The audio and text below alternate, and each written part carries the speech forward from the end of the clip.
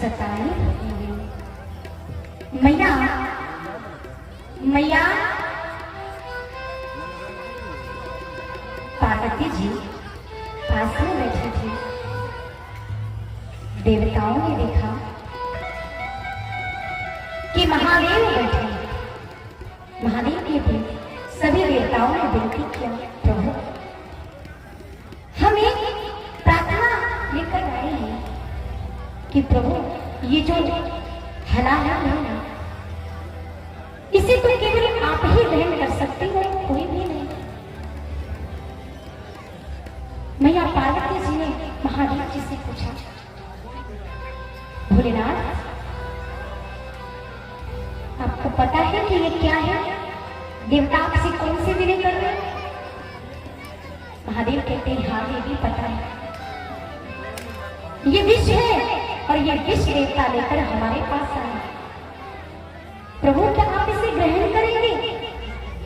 महादेव कहते हैं कोई भक्त मेरे पास आया और हम उसे ऐसे ही वापस कर दें, ऐसा तो स्वभाव नहीं है ना। महादेव हमारे सहज है, बड़े सहज है। महादेव के जितना तो प्यारे सहज है कोई है ही नहीं, कोई नहीं है, कोई चिंता ही नहीं है उनको, कोई चिंता नहीं है। न घर की चिंता है, न खाने की चिंता है, न पीने की चिंता है, कोई चिंता नहीं है। बस उनको राम नाम का धुन चाहिए, बस और कोई चिंता नहीं है। आजकल लोगों को तो हर प्रकार की चिंता होती है। जिनके महाराज सर में बाल नहीं है उनको भी चिंता है, हम कैसे जाए, हमारे सर में बाल नहीं है। चांद दिखता है, एक तो चांद ऊपर है, यहाँ पे दो चांद है, अब वो बेचारे चिंतन में होते हैं, क्या करें। हाँ आजकल तो नई नई चीजें चल रही हैं, बिग चल गए ना बालों वाले, लगा लो महाराज सुंदर दिखने के लिए बाल, आर्टिफिशियल बाल लेके आए, चिपका लिए, और जब चिपका लिए गए कथा पंडाल में, आ जाए आंधी, आ जाए आंधी। आधे लोग तो खंभे पकड़ के खड़े होंगे कहीं हमारा पंडाल ना उड़ जाए, आधे लोग अपने सर पे ऐसे पकड़ के बैठे कहीं मेरे बाल ना उड़ जाए। जो क्या होगा, हंसी के पात्र होंगे ना। तो इसलिए पर भोले बाबा तो इतनी साधारण, इतनी सीधे हैं कि उनको किसी प्रकार की चिंता नहीं। मैया ने पूछा, भोले बाबा ये विष आप पियोगे? बाबा कहते हैं बिल्कुल। अब मैया कहती है, बाबा ये बताओ मेरा स्थान कहाँ है? बाबा बोले मैंने आपको अर्धांगिनी तो बनाया है, अर्धांग में तो आप ही विराजती हो दीदी।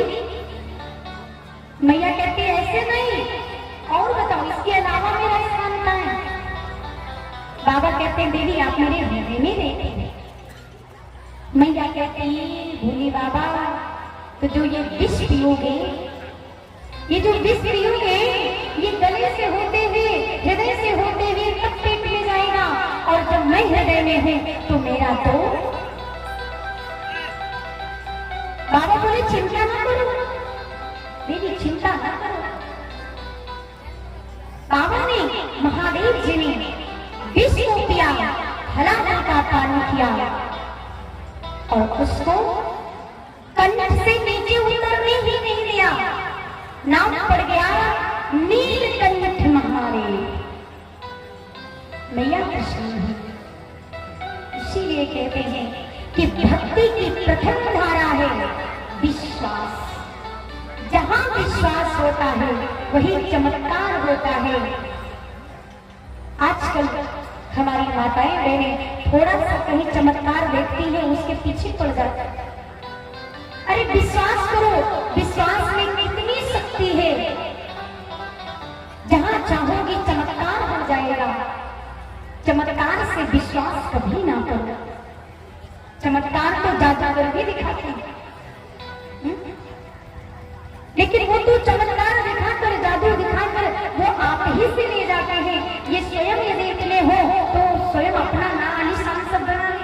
दिखाते क्यों फिरे? इसलिए विश्वास में चमत्कार है, चमत्कार में कभी विश्वास मत करना, क्योंकि मनुष्य मनुष्य ही है। मनुष्य को कभी भगवान मत बनाना, कभी नहीं। भगवान एक है, उसे भगवान ही रहने देना।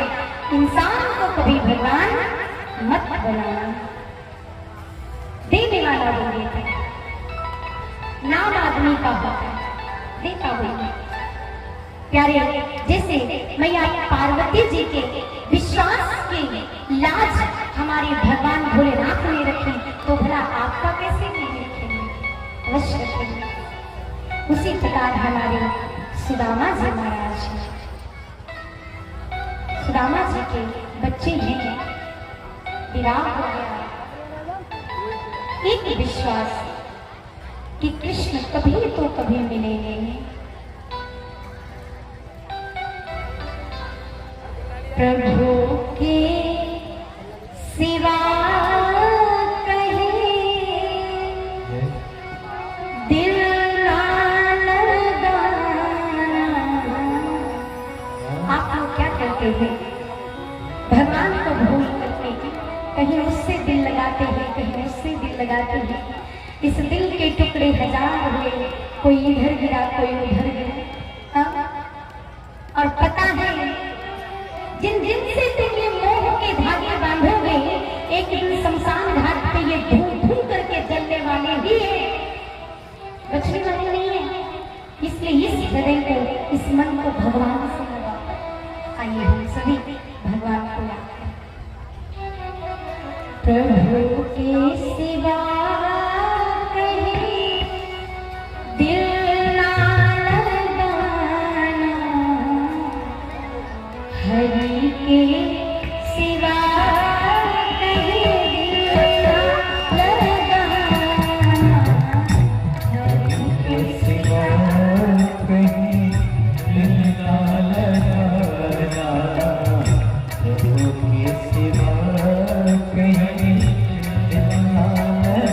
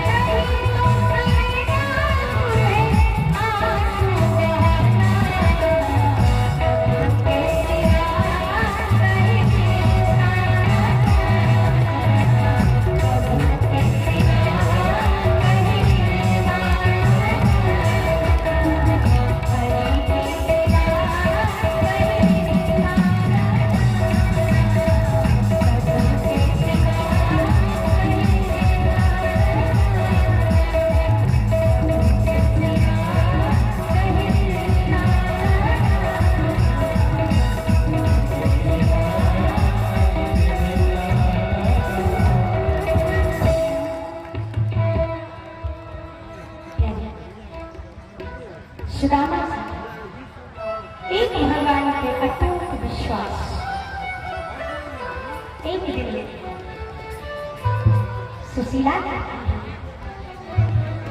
स्वामी हमने सुना है कि कृष्ण आपके परम मित्र हैं। माँ जी कहते हैं, आपको किसने बताया? हमने तो कभी नहीं बताया। तो सुशीला कहती है, स्वामी सोते जगते उठते बैठते सदैव आपके मुख पे एक नाम रहता है, कृष्ण कृष्ण कृष्ण कृष्ण। अरे कौन नहीं जानेगा कि आपके कृष्ण मित्र हैं। मैं चाहती हूँ कि आप अपने मित्र से मिलकर आओ। सुदामा जी कहते हैं, कैसी बातें करती हूँ? सुशीला बोली, स्वामी अरे कृष्ण तो अंतर्यामी है, उन्हें क्या नहीं पता है? उन्हें तो सब कुछ पता है। आप जाओ तो सही, वो सब जानते हैं। स्थिति परिस्थिति सब पता है, उनसे कुछ छुपा नहीं है। सुदामा जी कहते हैं, देवी आप चाहती हो कि हम मांगने जाएं?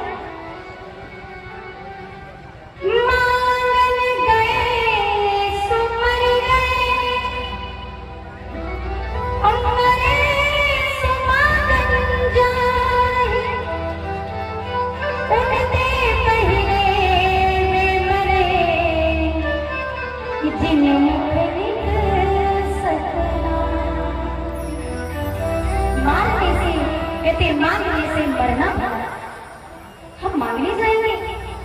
सुशीला कहती है, ना मांगने के लिए मैं नहीं कहती, मिलने के लिए कह रही हूँ। आप मिलने जाइए। और जैसे ही कहा ठीक है, और जैसे सुदामा जी तैयार हुए हैं मिलने के लिए, सुशीला बड़ी प्रसन्न हो गई। पड़ोस में गई है, अपनी सखियों से कुछ चावल लेकर आई है और चावलों को लेकर के आने के बाद में एक घर में देखती है, पुराना फटा कपड़ा है, खूब पुराना था, उसमें चावल बांध देती है और सुदामा जी को देती है कि आप जाइएगा तो अपने मित्र को भेंट स्वरूप दीजिएगा, क्योंकि मित्र के घर कभी भी खाली हाथ नहीं जाना चाहिए। सुदामा जी चल पड़ी। सुदामा जी चलते तो जा रहे हैं, लेकिन उनको याद आता है कि जैसे सम्राट दशरथ जी के यहाँ विश्वामित्र जी गए थे राम और लक्ष्मण को जब मांगने के लिए, तो उनका जिस प्रकार अपमान हुआ था, कहीं वैसा अपमान मेरा भी तो नहीं हो, कहीं वैसा मेरा भी अपमान ना हो जाए। विचार करती हुई आज सुदामा जी जा रहे हैं। कहते हैं, विश्वामित्र जब गए थे,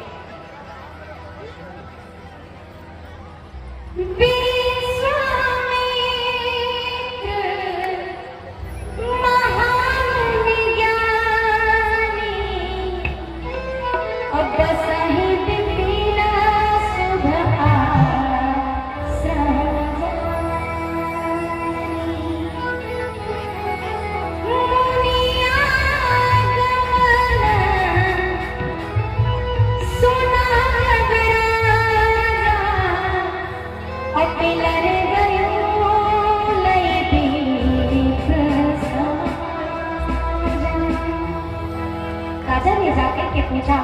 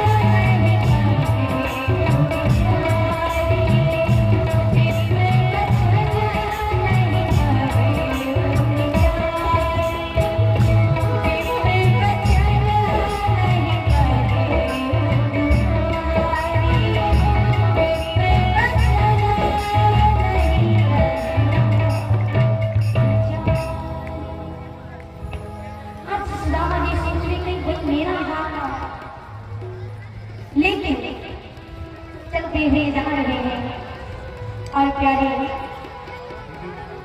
रास्ता नहीं पता है। आज 3 दिन हो गए हैं चलते चलते,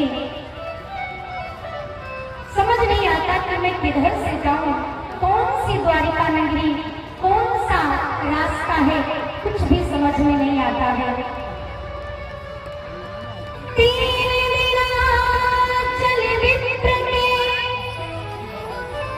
2 मन लागे पाए, देख वर्ष की छाव को सो गई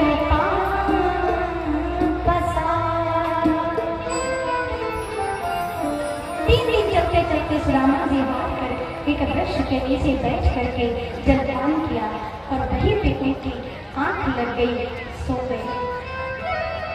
भगवान देख रहे हैं, याद आता है कि मेरा बचपन का मित्र मुझसे मिलने आ रहा है। योग माया को आदेश दिया, जाओ मेरे मित्र को उठाकर ले आओ। आज योग माया गई है तो जाकर सुदामा जी को उठाकर द्वारिका ले आए। सुदामा जी के नेत्र खुले, सुदामा जी देखते हैं तो एक सुनसान रास्ते में एक वृक्ष के नीचे थे और ये मैं बगीचे में कब आ गया। एक सामने माली दिखाई दिया, माली से पूछती है कि ये कौन सी नगरी है, मैं कहाँ हूँ। माली बोला, महाराज ये द्वारिका है। द्वारिका कहते मेरे कन्हैया पता नहीं कौन सी नगरी में रहते, अब मैं कहाँ जाऊँ। बोले कौन? कहते कृष्ण मेरे मित्र हैं, और वो द्वारिका में रहते, लेकिन पता नहीं कौन सी द्वारिका में रहते। माली कहता है महाराज द्वारिका एक ही है, यहाँ पे हर बात के पीछे 6 लगाते।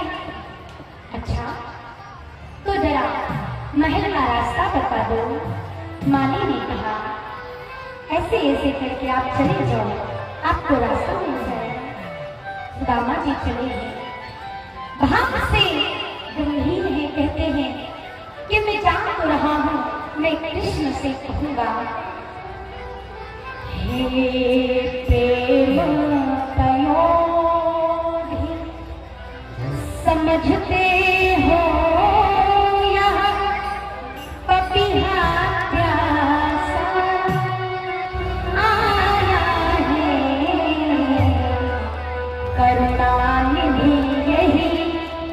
समझ लेना निज दर्शन करने आया है, करुणानिधि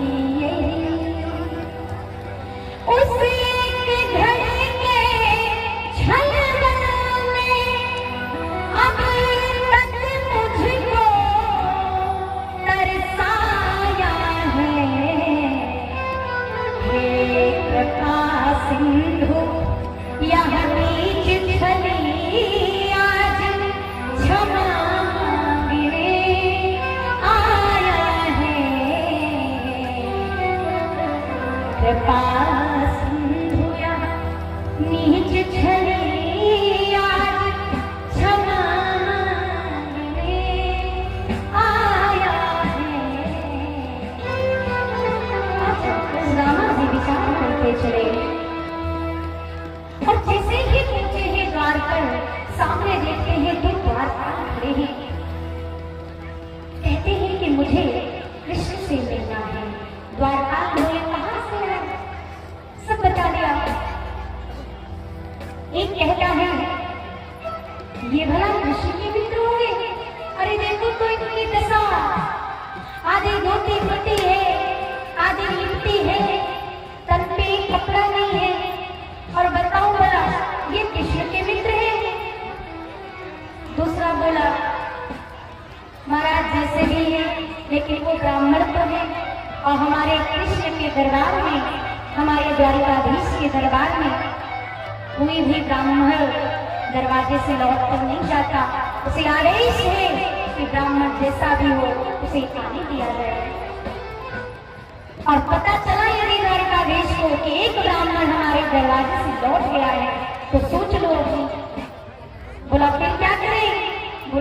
संदेश देकर आओ। कहता है मैं पूछ कर आता, आप प्रतीक्षा करें। आज हो गया है और जा करके आज भगवान से कहता है ना एक भी छूट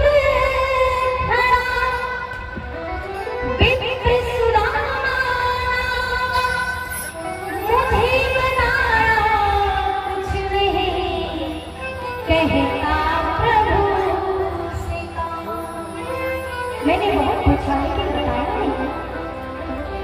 अच्छा इधर कहती और कुछ बताओ। कृष्ण का और उसका स्वरूप कैसा है, क्या है, बताओ तो द्वारपाल कहता है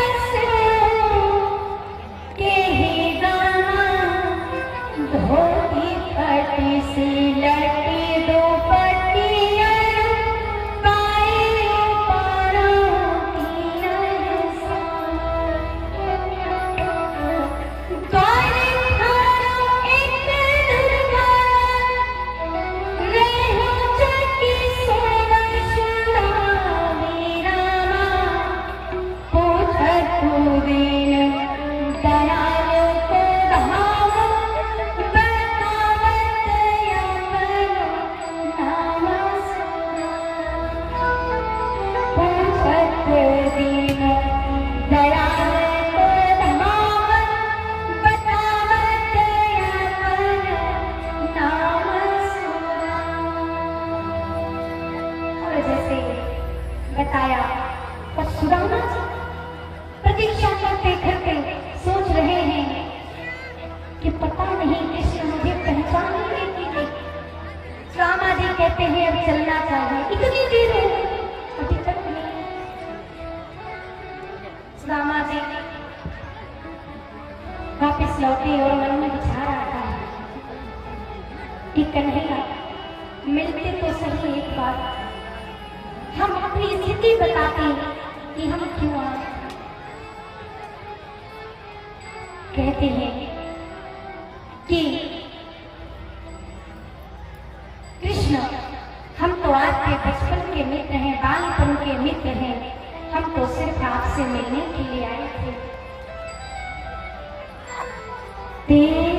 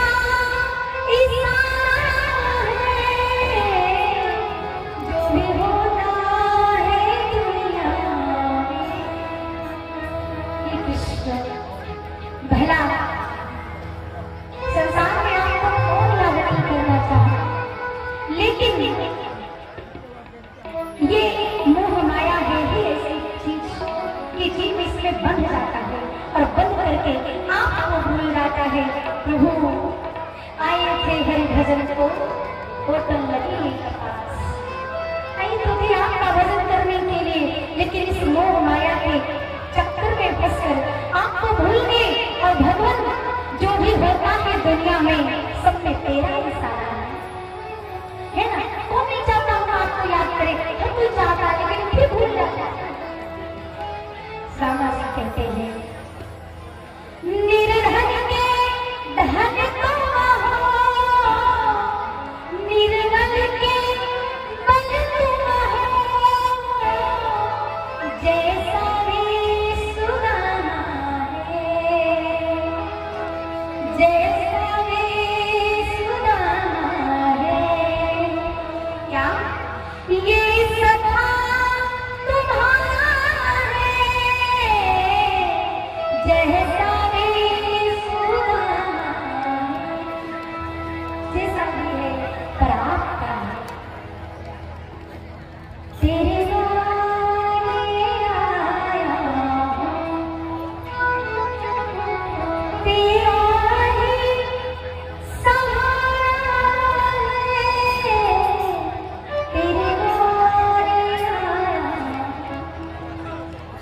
और आज जैसे ही घर सुना है भगवान ने जब सुना कि सुदामा मेरे बचपन का यार, मेरा बचपन का मित्र आया, भगवान नंगे पांव दौड़े हैं। कहते हैं ना कि सिर की पगड़ी भगवान का मुकुट, पता नहीं है कहाँ है, पीतांबर कहीं गया है, चरण पादुका का ध्यान नहीं है। आज भगवान नंगे पांव दौड़ रहे हैं। सोचो ये वो भारत की धरा है जहाँ पर भगवान द्वारकाधीश कृष्ण जैसा ईश्वर भी महाराज अपने एक मित्र सुदामा के लिए नंगे पांव दौड़ा है।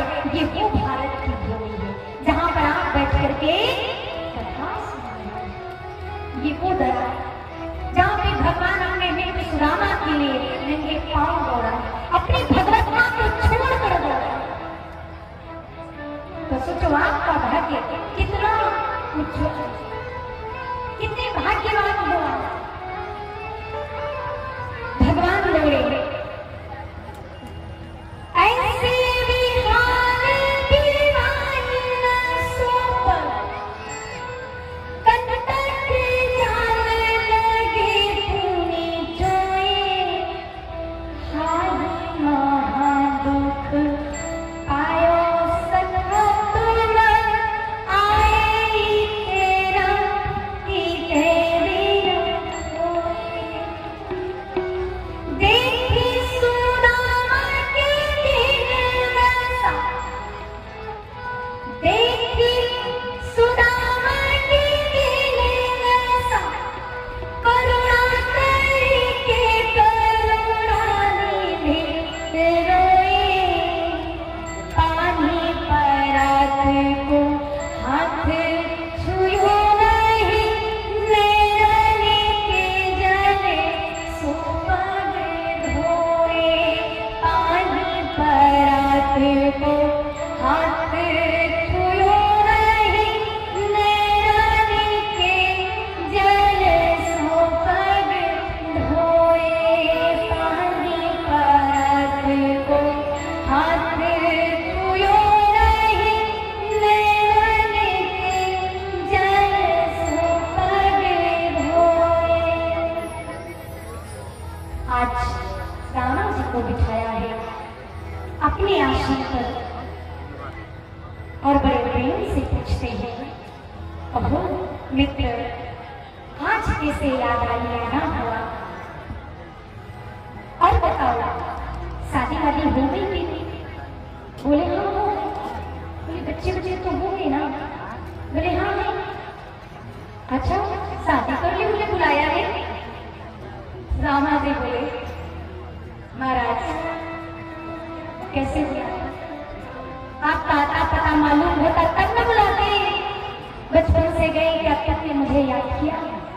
कहते हैं साहब बात तो सच है, क्योंकि हम तो जब से यहाँ पे सब राज हो गया ना, बहुत व्यस्त हो गए, नहीं समय मिला।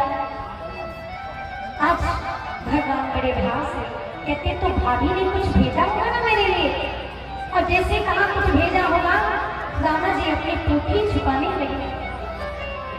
जैसे टोपी छुपाने लगे, भगवान कहते अच्छा बचपन की आदत अभी गई नहीं है, मतलब तुम सुधरने वाले।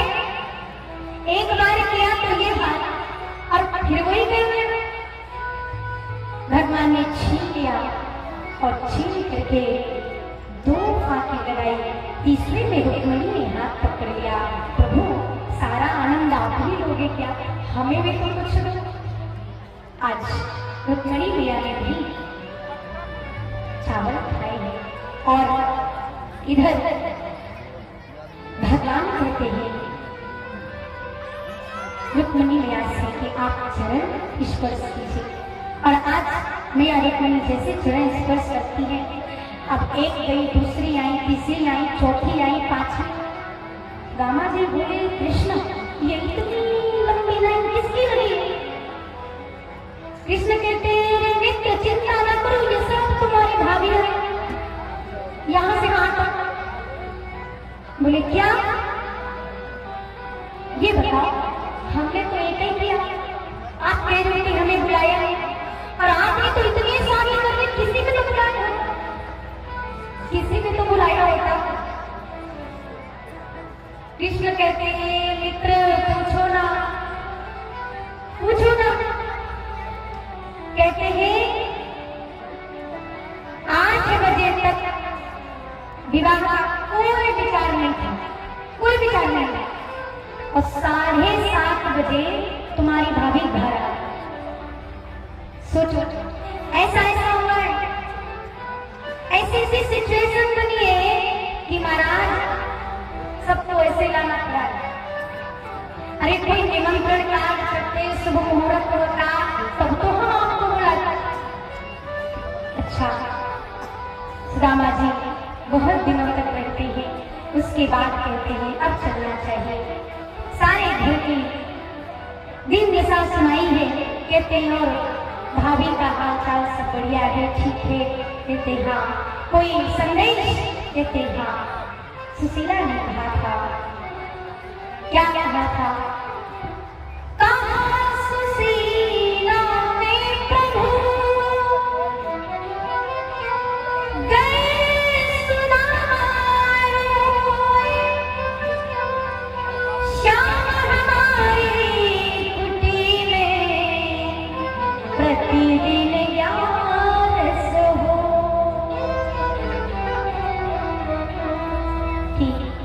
क्या हमारे घर हमेशा ही एकादशी का प्रति होगा, कभी द्वादशी नहीं होगा? क्योंकि सुदामा जी ऐसे थे, मिल जाए तू हर इच्छा का मिले तू, हर चीज मेरा चीज। और आज तो कृष्ण ने कहा है होनी थी वो हो गई, अब नहीं ऐसी होए भाभी तेरे महल में, अब रोज कहानी होए। कह देना भाभी से जो होना था सो हो गया, अब ना ऐसा होएगा, अब रोज आपके घर वापसी होगी। और रामा जी चले तो प्यारे विदाई लेकर के चल पड़े हैं और बड़े प्रेम से गए हैं। जाकर के अपने नगर में तो पहचान नहीं पाए, क्योंकि बिल्कुल दूसरी द्वारिका भगवान ने तैयार कर दी थी। सुशीला निकली है, कहती है कि स्वामी ये अपना ही नगर है और ये अपना ही घर है, आप चिंता न करें। रामा जी कहते हैं देवी ये सब आपको चाहिए था, आपको मिल गया है, आप रहिए, हमारे लिए तो कुटिया ही सुखमय है। और अपनी कुटिया में जाकर के भगवान भजन करते हैं। कहते हैं जरूरी नहीं है, जरूरी नहीं है कि जो है आपके पास धन दौलत भरपूर हो तभी धनवान हो, नहीं, संतोष रूपी धन सबसे बड़ा होता है। दीन कहे धनवान सुखी, धनवान कहे सुख राजा को भारी, राजा कहे महाराज सुखी, महाराज कहे सुख इंद्र को भारी, और इंद्र कहे मोटे ब्रह्मा सुखी, सुख विश्व को भारी। अब तुलसीदास विचारित है, हरि नाम बिना सब जीव दुखारी। तुलसीदास विचारित है, हरि नाम बिना सब लोग दुखारी। तो प्रभु का नाम सबसे बड़ा धन है। रामा जी की कथा हमें ये सिखाती है कि ईश्वर पर आस्था रखो, भगवान पर भरोसा रखो, भगवान से एक संबंध जोड़ो, भगवान आपकी हर इच्छा पूर्ण करेगा समय पर। क्योंकि कहा है समय से पहले भाग्य से ज्यादा कभी कुछ नहीं मिलता है। समय आएगा ईश्वर आपको देगा और भाग्य में होगा उतना देगा। भगवान पर भरोसा रखोगे तो और देगा। बोलिए श्री वृंदावन बिहारी लाल की। उसके बाद आप सबको पता है कि महाभारत जैसा महायुद्ध होता है। क्योंकि बड़ी विशाल की कथा है, हमारा समय नहीं है, उनका भी हो चुका है टाइम। तो पांडव और कौरव 64 का खेल खेलते हैं, जिनमें पांडव सब हार जाते हैं। आकर के कहते हैं दुर्योधन से कि आप मुझे मेरा राज्य दे दीजिए और मेरा राज्य दे दीजिए